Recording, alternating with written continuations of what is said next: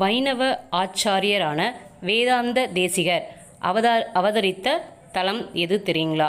ஆமாங்க, இது நமது திருத்தன்கா 45வது திவ்ய தேசம். மரகதவள்ளி தாயார் சமேத தீபப்பிரகாசர் நமக. இந்த திருப்பதியில் தான் வைணவ ஆச்சாரியரான நம்ம வேதாந்த தேசிகர் பிறந்திருக்கிறாரு. 1268ஆம் ஆண்டு விபவ வருடம் புரட்டாசி மாதம் திருவோண நட்சத்திரத்தில் பிறந்தார்.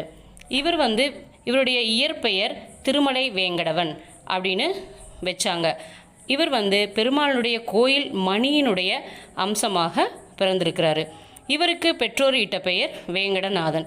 பின்னால் இவருக்கு சுவாமி தேசிகன், தூப்புள் நிகமாந்த தேசிகன், தூப்புள் பிள்ளை, உபய வேதாந்தாச்சாரியார், சர்வதந்திர சந்தரர் மற்றும் வேதாந்த தேசிகன் என்ற பெயர்களால் இவர் அழைக்கப்படுகிறார். நம்மளுடைய வடமொழியில் இருக்கக்கூடிய வேதங்களுக்கு நிகராக நமது 4000 திவ்ய பிரபந்தங்களை வேதமாக அனைவருக்கும் சொல்லிய பங்கு இவருடையதாகும். எனவே இவரையும் நாம் இந்த திவ்ய தேசத்தில் வணங்குவோம். நன்றி.